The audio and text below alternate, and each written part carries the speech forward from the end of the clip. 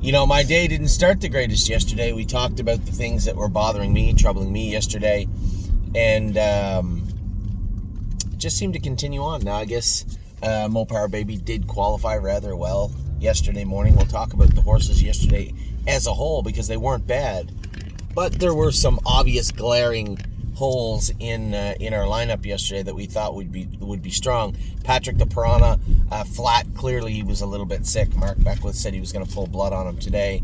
That's on him. I saw the way the quarter flashed up, the half flashed up. I was, envisioning them writing the check at the half.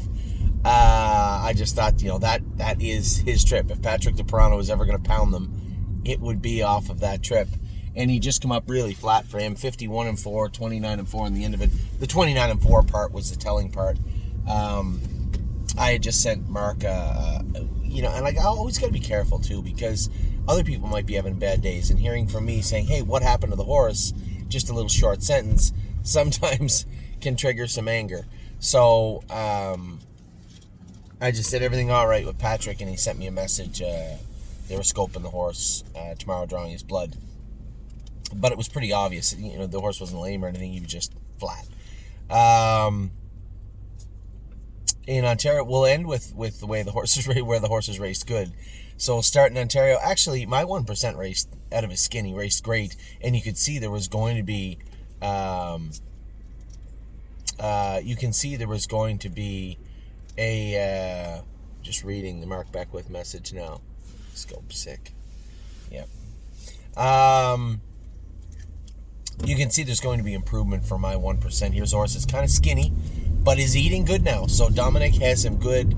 Dominic and Tyson take very good care of this horse. He does a great job. We got him squared away, trotting good. Yeah, I thought I was a winner around the last term, but he only goes so fast. Horse trotted 56-4, come 27-4. His last two lines were extremely impressive, his qualifier and his race.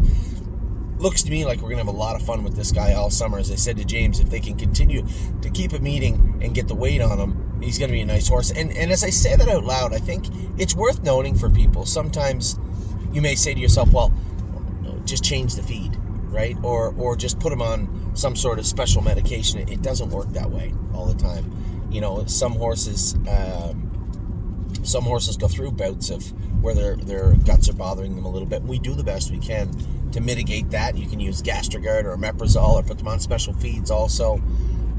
But it is worth noting everybody in his family kind of had digestive issues. So for him right now to be qualifying racing as good as he is, and then he's starting to pick his appetite up, means we got him going in a real good direction. So great job by Dominic and Tyson, everybody in Dominic's barn. This guy really looks like he's got some pop to him now, and it's not hard to believe that he'll trot 55, 56 this summer as is. So great job by them. And then I went with Absolute Euphoria. Although I only beat one horse, I thought that was a very good mile for her. 27 flat on the end of it, a mile, 54-4.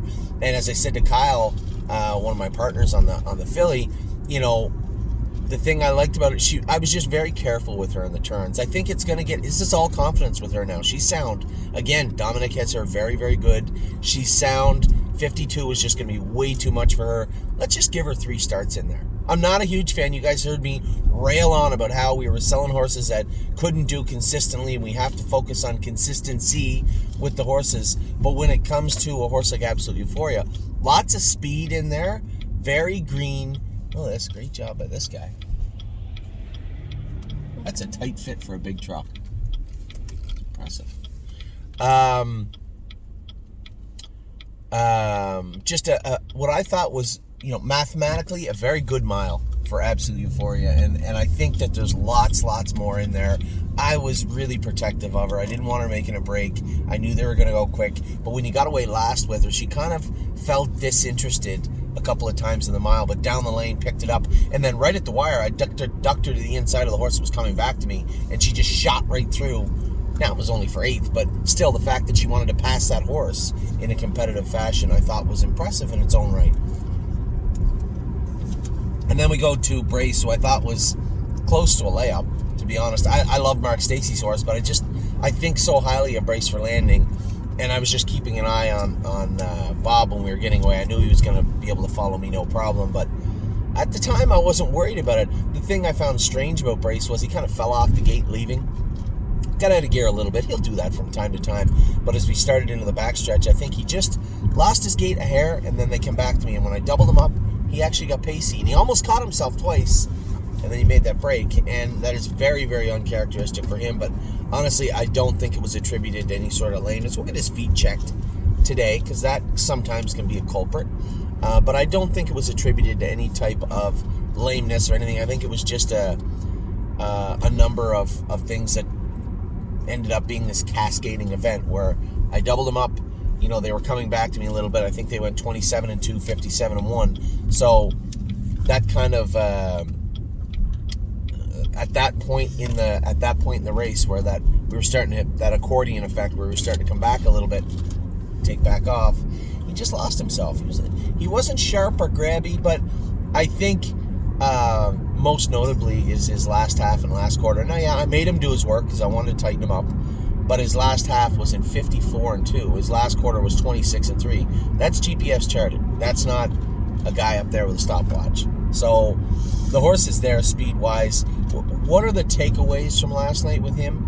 I'm not really worried about the break. I think that was pretty anomalous.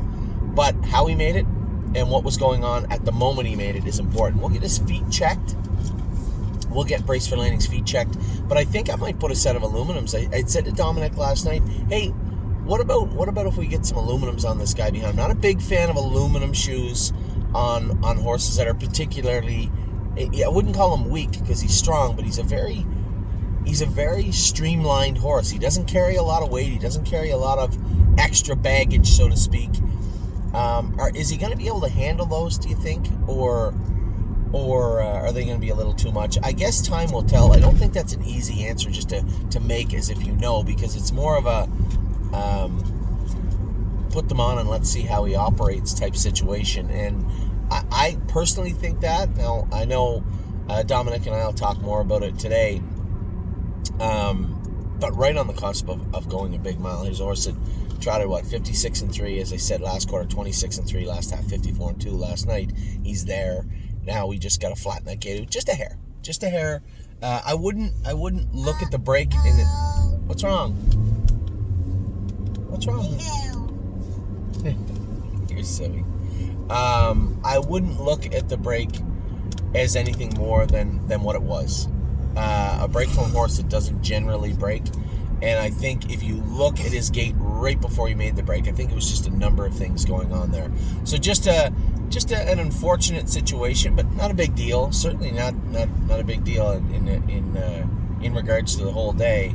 Just not a great day for me, to be honest. And as I said, my 1% was good. Absolutely, Euphoria was good. And I think Brace, we're there. We just got to iron a couple of little wrinkles out of him. And you know what?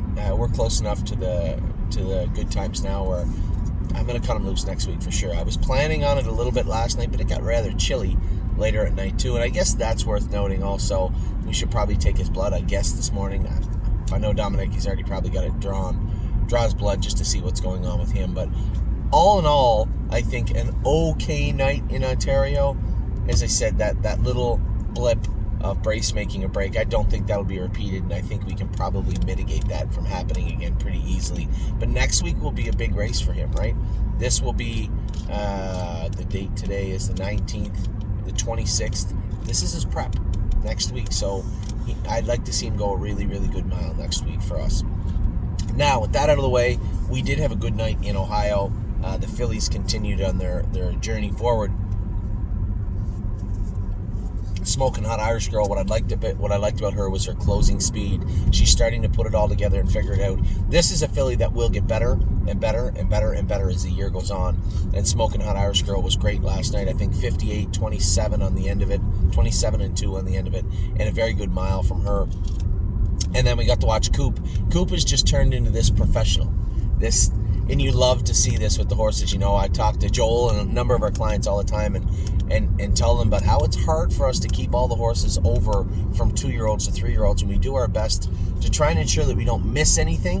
And we will, and we have. But we try to get it right as much as we can, and Coupe de Ville is a huge check mark in that regard. Coupe de Ville was a very ordinary horse last year, had some serious faults, hit a knee, was really hot, hard to control, and as she turned her 2-year-old year into a 3-year-old year, mentally she matured so much. It's really impressive to watch, and physically also took the hobbles off her, and now she just, I said to Amy last night, we were watching the race in bed, and I said, she's a winner. I said, this filly she's got that eye of the tiger, where if she's close and in with horses she should beat, she will beat. And that's kind of the way she is right now. She was just very good. Swinging Senorita was good. I know the guy kind of screwed everything up getting on the front with long odds, and Brett moved her out of the 2-hole, cleared to the front, and then the horse that came and beat her's no slouch. As Jason said, this was a horse that was beat by Rumble Strips, who had the world record, I believe, as a 2-year-old in Delaware. And Rumble Strips was the one that beat this horse, that colt that came and beat Swinging Senorita last night by a length. But she raced really good. Stop. Mile and 54 and 4. So she paced 55 flat again, or 54 and 4. Either way, fastest mile of her life. Brett drove her great. She looked great. Jason has all 3 of those fillies looking very good. So as usual, as the summer comes, Jason has them ready to go, and they all look like they're coming forward in a big way. So yesterday, stepping back and looking at the... Yeah, honey? Look at this. Until 8 o'clock, there's a couple of guys, riders, out those tow machines. What's that, honey? Yeah, you are the superstar. I get it. Okay, well, he's not here yet, sweetheart. Michelle here? Michelle is here, yeah. So, looking at yesterday as a whole, I thought, Adeline, shh. Adeline, shh. Yesterday as a whole, Patrick DePrano, little flat, braced for landing. So technically 2 of our better horses weren't the greatest yesterday. Patrick a little flat due to sickness. Just lost brace for landing, but I don't think either of those will be repeated. I thought Adeline and Oliver. I think my 1% raced fantastic. Very impressed with him. Absolute Euphoria was good. I was very impressed with her. And then, of course, the Ohio horses were exceptionally good also. So with that, I have a long day today. We're going to train some horses hard here at the farm in preparation of the open house next week. We are going to qualify some horses. We're going to school some horses. And then an even bigger day ahead of Ava and Ollie and I. But we'll talk about that later on. For now, I'll let you guys go. Have a great day. We'll talk to you all very soon. Take care.